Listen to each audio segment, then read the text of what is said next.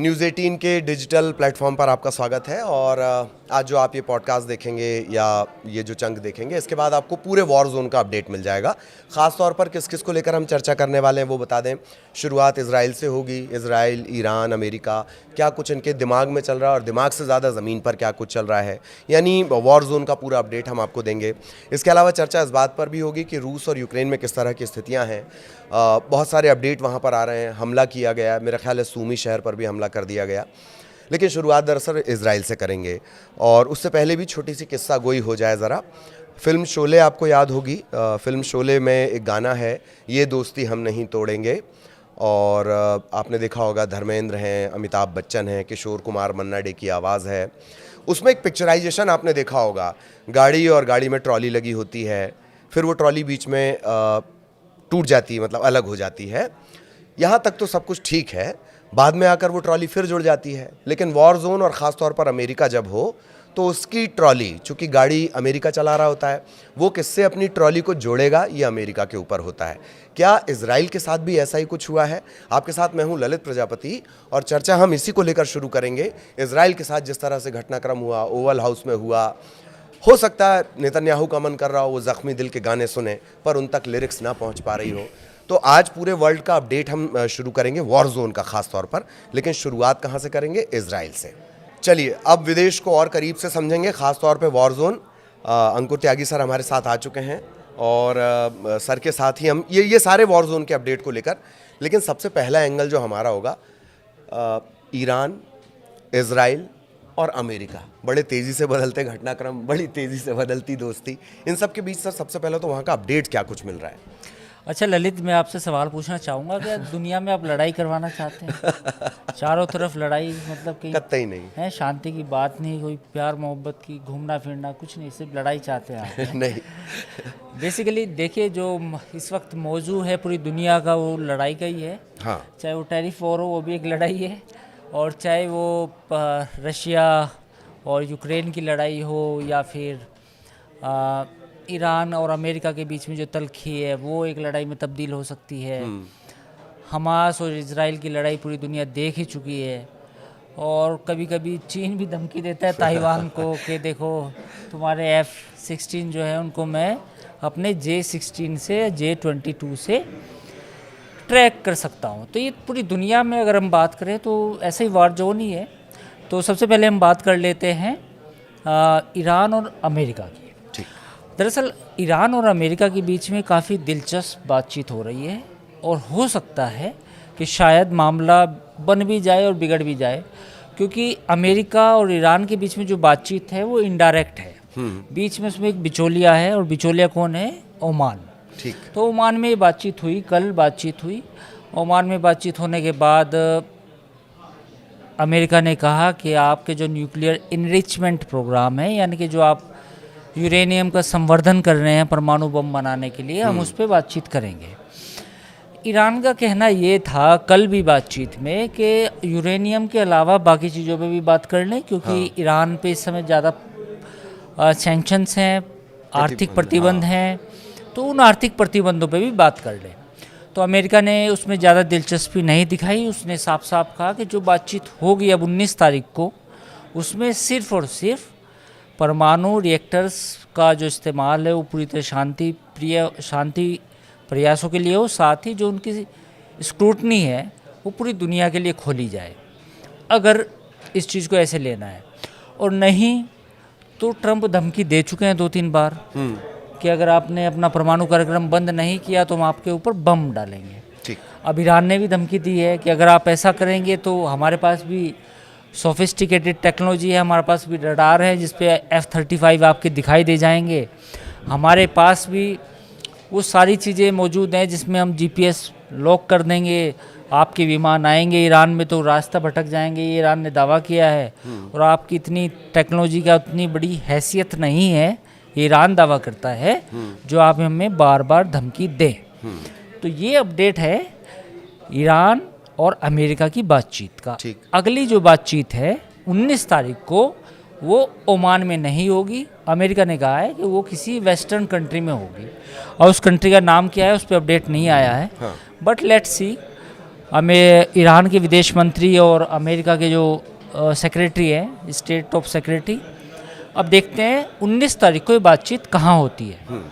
अब इसका तबसरा ये है कि अगर बातचीत से मसला सुलझ जाए तो उससे बेहतर बात नहीं होगी, क्योंकि वो लड़ाई झगड़ा फिर एक और मिडिल ईस्ट में एक और लड़ाई शुरू होना किसी भी कंट्री के लिए, किसी भी रीजन के लिए, पूरी दुनिया के लिए अच्छी बात नहीं है।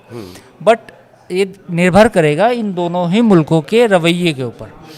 बस हैरानी की बात यह है कि इसमें इजराइल शामिल नहीं है, इजराइल का कोई रोल नहीं है, और इजराइल अगर शामिल होता तो शायद ईरान बात ही ना करता। हाँ, तो ये भी बात है। तो पहला अपडेट ये है। ठीक। दूसरा अपडेट यूक्रेन और रशिया वाला ये है। मैं थोड़ा सा और एक बारीक चीज़ समझना चाह रहा हूँ। ओवल हाउस में जिस तरीके का घटनाक्रम हुआ कि नहीं 17% तो हम टैरिफ लेंगे आपसे, एक बात। दूसरी, अच्छा, इस बीच जो इजराइल है उसने कहा है कि नहीं, हम टैरिफ को जो है वो ज़ीरो कर देंगे, हटा लिया उसने। पर जिस तरह की बॉडी लैंग्वेज रही वहाँ से निकलने के बाद, इजराइल की या नेतन्याहू की मुलाकात के बाद, बड़ा डल वो बॉडी लैंग्वेज थी। खैर, उस पर ना भी जाया जाए, पर जैसे जैसे ईरान से नज़दीकी अमेरिका की बढ़ेगी, ये तो तनाव बढ़ाएगा इजराइल का। नेतन्याहू के लिए तो ये तकलीफ वाली बात होगी। नहीं, इसमें बात ये है कि इस बात को समझना होगा कि जो मौजूदा ट्रंप सरकार है, हाँ, वो इजराइल की घोर समर्थक है। हाँ, उसमें कोई दो राय नहीं है। तो ईरान के साथ बातचीत केवल इसलिए की जा रही है, जो अमेरिका का जो ग्रुप है जो सोचता है कि लड़ाई लड़ने से पहले बातचीत से मामला हो जाए। दूसरी बात यह है कि जो ट्रंप का तरीका है बात करने का, कि पहले वो बंदूक दिखाते हैं जो उन्होंने दिखाई कि हम आप पे अटैक कर देंगे, और फिर एक मौका देते हैं कि बताइए आपकी बात करेंगे या फिर मैं गोली चलाऊं। तो ये वही मामला है। तो अभी इसमें इजराइल का साथ है। इजराइल बेसिकली अमेरिका का ही प्रॉक्सी है। इवन ये भी खबर आई थी 2 दिन पहले कि अगर अमेरिका अटैक करेगा तो it will not be a full fledge American attack, it would be A Israel driven American supported attack. यानी कि इजराइल के प्लेन पहले जाएंगे, अमेरिका के प्लेन बाद में जाएंगे, तब ये लड़ाई होगी। ओके। तो ये क्योंकि अमेरिका खुद भी नहीं चाहता कि वो धब्बा मेरे ऊपर लगे कि इराक के बाद ईरान पे भी हमला अमेरिका नहीं किया था। बिल्कुल बिल्कुल। अब थोड़ा सा अब हम रशिया और यूक्रेन की तरफ चलेंगे। रशिया यूक्रेन में युद्ध विराम की बातें होते होते, संघर्ष विराम की बातें होते होते ऐसा लग रहा है कि हमले फिर से तेज़ हो रहे हैं। इधर जो यूरोपीय संघ है वो लंबा चौड़ा अमाउंट जो है वो ज़ेलेंस्की को देने जा रहा है, वोलोदिमीर को। एक बात है जो अभी आई है, अमेरिकन मैं रिपोर्ट पढ़ रहा था कहीं कि अमेरिका के जो विदेश मंत्री हैं उन्होंने अपनी फ्रस्ट्रेशन जाहिर की है रशिया के रवैये को लेके। ठीक। देखो, हर पत्ते, जब डोनाल्ड ट्रंप ने कहा था you don't have cards Zelensky को, तो ये माना जा रहा था कि अमेरिका के पास शायद वो पत्ते हैं जिससे मामला सुलझ जाएगा। लेकिन बाद में पता चला कि अमेरिका के पत्ते भी जो हैं वो रूस ने देख लिए पहले। ठीक है, और जब आपके पत्ते कोई देख लेता है तो उसके बाद आपके लिए चाल चलना मुश्किल होता है। अब आप ये मामला ये समझिए कि रशिया वाला जो बातचीत शुरू हुई, वो उस बातचीत के बाद अब कतई नहीं लग रहा कि रशिया किसी तरह के दबाव में है। सही। एक बात। दूसरी बात, कहीं से अब ये नहीं लग रहा कि जो 4 हिस्से हैं, जो 4 प्रांत हैं जो रशिया के कब्जे में है यूक्रेन के, वो कहीं वापस यूक्रेन को मिलने वाले हैं। रशिया उन पर भी कोई बात करने को तैयार नहीं है। तो मुझे लगता है कि ये जो पूरी दुनिया में टैरिफ का वार छेड़ा है ट्रंप ने, ये मेरा मानना है, ये मेरा एनालिसिस है कि ये ट्रंप ने छेड़ा ही इसी वजह से है कि एक तरफ वो रशिया यूक्रेन को दबाएं, यूरोप को भी दबाएं, ठीक है, और दूसरी तरफ मिडिल ईस्ट को भी दबा के रखें। और टैरिफ का जो मसला है वो इकोनॉमिकली वो लाया ही इसलिए गया है कि ये दोनों लड़ाइयाँ मैं ख़त्म कर दूँ, और टैरिफ वैरिफ तो बाद में मैं निपट लूँगा। चाहे वो बायलैटरल एग्रीमेंट से निपट लेंगे या टैरिफ वापस भी ले लेंगे, क्या फ़र्क पड़ता है? क्या फ़र्क पड़ता है? तो ये मामला, मतलब ये तरीका है टैरिफ वाला कि भाई आप वॉर जोन से कम हटें, जो जान माल का नुकसान हो रहा है उसके। हाँ। अब आप ये समझिए कि यूक्रेन रशिया युद्ध में उन्होंने चाइना को पहले कंटेन करा। हाँ। कि चाइना किस तरह ना कूदे इसमें, चाइना सपोर्ट ना करे रशिया का, क्योंकि ये खबर ये भी आई थी ना कि चाइनीज सोल्जर लड़ रहे हैं। हाँ हाँ हाँ, बीच में एक खबर तो चाइना को उधर लगा दिया। इधर यूरोप को लगा दिया कि भैया आप भी अपना जो यूक्रेन की जो मदद कर रहे हैं $1 बिलियन, पहले आप अपना संभालो मेरे साथ, ठीक है। तो वहाँ इस फिर मेरे पास और रशिया पे भी प्रेशर होगा, ठीक है। तीसरी बात, इधर मिडिल ईस्ट में अगर हम बात कर रहे हैं तो मिडिल ईस्ट में ईरान पर नए सैंक्शन लगाए हैं, साथ ही जो पूरा रीजन है उसमें भी कुछ कुछ कंट्रीज़ पे सैंक्शन है, अमेरिका वो टैरिफ है अमेरिका का। तो सारे देशों पे दबाव बनाया जाए टैरिफ के ज़रिए, और फिर इन दोनों मसलों को, जो दो इम्पोर्टेंट इश्यूज़ हैं today in the politics of the world politics, के रशिया यूक्रेन युद्ध और ईरान और का परमाणु कार्यक्रम, इन दोनों को हल किया जाए। तो it is a broader kind of strategy of Donald Trump. मोटे तौर पर जैसे आपने अभी जिक्र किया, चाइना का आपने जिक्र किया, बीच में दरअसल इस तरह की खबरें आई, एक तो जो जिसका आपने जिक्र कर दिया कि चीनी सैनिक लड़ते हुए मिले हैं, दूसरी खबर ये भी आई कि रशिया और चाइना की तरफ से सपोर्ट देने की कुछ बातें इस तरह की बीच में आई। अब ये माना जाए कि चाइना अपने टैरिफ में फंसा हुआ है अमेरिका को लेकर, यूरोपीय संघ के सामने भी चिंता ये है कि पहले वो अपनी इकॉनमी देख लें, युद्ध वगैरह तो सेकेंडरी हो गया। हाँ। तो आप यही कहना चाह रहे हैं कि ट्रंप ने युद्ध को सेकेंडरी कर दिया है, इकॉनमी को अभी नहीं, बेसिकली वो नैरेटिव है डोनाल्ड ट्रंप का, जो मैं मानता हूँ कि डोनाल्ड ट्रंप ने पूरी दुनिया को टैरिफ में उलझा रखा है, और उलझाने के साथ ही वो जो दोनों प्रश्न हैं, जो दो क्वेश्चन हैं उनके सामने, कि रशिया यूक्रेन युद्ध को ख़त्म किया जाए, और दूसरा ये जो ईरान का जो परमाणु कार्यक्रम है और ईरान इजराइल का जो ये तनातनी है, इसको भी ख़त्म किया जाए। तो वो पहले टैरिफ के ज़रिए फिर पीछे से इन दोनों मसलों को हल करना चाहते हैं। लेकिन इसमें एक मुझे रशिया यूक्रेन युद्ध में सिर्फ एक पंगा लगता है कि रूस अभी उतना फ्लेक्सिबल नहीं दिख रहा जितना ट्रंप ने उम्मीद की थी। हाँ, रशिया का जो रवैया है वो अभी भी ये है कि हम अभी भी 6-8 महीने युद्ध को खींच सकते हैं, ठीक है, आप बातचीत करते रहिए, हम भी 6-8 महीने लड़ाई लड़ने के मूड में हैं।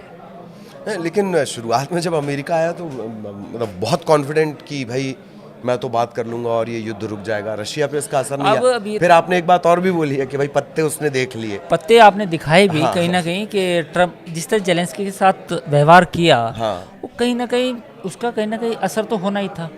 अब असर ये होना है कि रशिया ने उतना भाव अब अमेरिका को नहीं दे रहा जितने भाव की उम्मीद उन्होंने की थी, ये साफ है, इसमें कोई दो राय नहीं है। क्योंकि कल भी यूक्रेन में अटैक किया, रशिया की एक मिसाइल अटैक हुआ है, जो बेसिकली सपोजिटली एक भारतीय गोदाम बताया जा रहा है जहाँ पे वेयर हाउस पर भी, तो वो इंडियन वेयर हाउस था जहाँ पे अटैक हुआ है। तो जब आप पत्ते दिखाते हैं दूसरों को, जब गेम खेलते हैं तो पत्ते दिखाने नहीं चाहिए, ये सबसे बड़ा सबक है। लेकिन ये ट्रंप है, अनप्रिडिक्टेबल हैं, दुनिया में ऐसा कोई नेता नहीं है जो इतना बड़ा अनप्रिडिक्टेबल नेता हो। तो अब ये कब क्या करेंगे, कल कौन सा पत्ता खोलेंगे, क्या पता 2 पत्ते किसी उधार ले लें गेम में, तो वो करें, तो ये मतलब से क्वाइट इंटरेस्टिंग जी। लेकिन पत्ते जो भी वो खोलें, एक बात कही जाती है हमेशा अमेरिका के बारे में, और मैं जब भी चर्चा करता हूँ तो इसका जिक्र ज़रूर करता हूँ कि वो बातें भले ही कितनी भलाई की कर लें, कितनी शांति की कर लें, पर अमेरिका फर्स्ट की नीति कोई प्रेसिडेंट रहा हो वो कभी भूलता नहीं है। अमेरिकन हित सर्वोपरि उनके लिए रहता है। तो इसलिए मैंने शुरुआत में जिक्र किया था कि भाई गाड़ी किससे जाके ट्रॉली से जुड़ेगी, ये अमेरिका फर्स्ट की नीति के तहत ही तय होगा, इसमें कहीं कोई संशय आपको लगता है? दुनिया में कोई भी राष्ट्र हो, कोई भी देश हो, सब अपने हितों के लिए काम करते हैं। और अमेरिकन सिविलाइजेशन या यूरोपियन सिविलाइजेशन की बात हो, उन्होंने भी अपनी जो आज मजबूत सिविलाइजेशन बनाई है वो कहीं ना कहीं थर्ड वर्ल्ड कंट्रीज़ पे राज करके ही बनाई है। आज उनकी इकोनॉमी इतनी मजबूत है तो वो कहीं ना कहीं जो थर्ड वर्ल्ड कंट्रीज़ थे, जो कॉलोनियल एरा था, उसमें पैसा कमाया उन्होंने, खुद तरक्की की। तो ये कहना कि अमेरिका हो या यूरोप हो वो दुनिया पे एहसान करेंगे, कोई किसी पे एहसान नहीं करता। और ये इंसान की फितरत भी है कि हम एहसान नहीं करते, हम पहले सोचते हैं कि अब मेरा क्या फ़ायदा है। तो ये इंसान की फितरत है। तो अमेरिका दुनिया में युद्ध ख़त्म करना चाहता है तो उसकी अपनी मजबूरियाँ हैं। उसकी मजबूरी ये हो सकती है कि यूक्रेन में 250-300 बिलियन चले गए, कुछ फ़ायदा नहीं हुआ।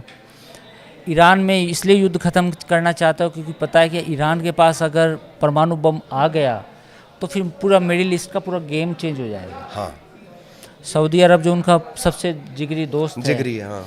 इज़राइल जो उनका एक सपोर्टिंग कंट्री है, अलाई है, उसका क्या होगा? तो ये सारी चीज़ें हैं। तो इस वजह से अभी आपकी भी नज़र इस बात पर टिकी होगी कि दरअसल ईरान को कैसे डील किया जाता है। रशिया यूक्रेन थोड़े समय के लिए मेरा लगता है प्रायोरिटी में नहीं है एक अभी। बात और किस्सा और बताता हूँ मैं Please, आपको। एक हाँ। पिक्चर है हॉलीवुड की, फ्यूरी। हाँ, उसमें जंग के हालात होते हैं तो जो हीरो होता है वो बात करता रहता है अपने का, तो वो हीरो थोड़ा सा परेशान हो जाता है क्योंकि इतनी लाशें, इतनी बर्बादी देखता है लड़ाई में। तो उसने कहा, तो वो अपने कैप्टन से बात करता है, अपने सबॉर्डिनेट से बात करता है कि इस दुनिया में देखो लड़ाई क्या ज़रूरी है, कि अगर पीस हो तो कितना अच्छा हो। तो जो उसका सबॉर्डिनेट होता है कि पीस की बातें अच्छी हैं, लेकिन जो हमारी हिस्ट्री है वो हमेशा वायलेंस से भरी है। तो पूरे कालखंड को देखें, पिछले 1500-1600 साल या 2000 सालों का अगर आप इतिहास देखें तो मुश्किल से 40 या 50 साल ऐसे गुजरे होंगे किसी भी सदी के जब लड़ाई नहीं हुई हो। तो ये जो आपने वर्ल्ड का वॉर अपडेट आप लेके आए हैं, वो इसलिए लेके आए हैं क्योंकि हिस्ट्री जो है वॉर से भरी हुई है। हिस्ट्री वॉर से भरी हुई है। हालांकि मुझे लग रहा था मार्के की बात वो कार्ड देखने वाली होगी, लेकिन मार्के की बात जो आखिरी सेंटेंस कहा गया, तकरीबन 1500 साल के इतिहास में 40-50 साल शांति से गुजरे हैं और बाकी सब में रक्त रंजना का जिक्र हो, तो आप उस भूख को समझ सकते हैं। बाकी अपने हथियारों के खेल तो चलते ही रहते हैं। तो आज की चर्चा को यहीं रोकते हैं। इसी तरह आगे भी अपडेट के साथ आपके पास मिलने आते रहेंगे। नमस्कार।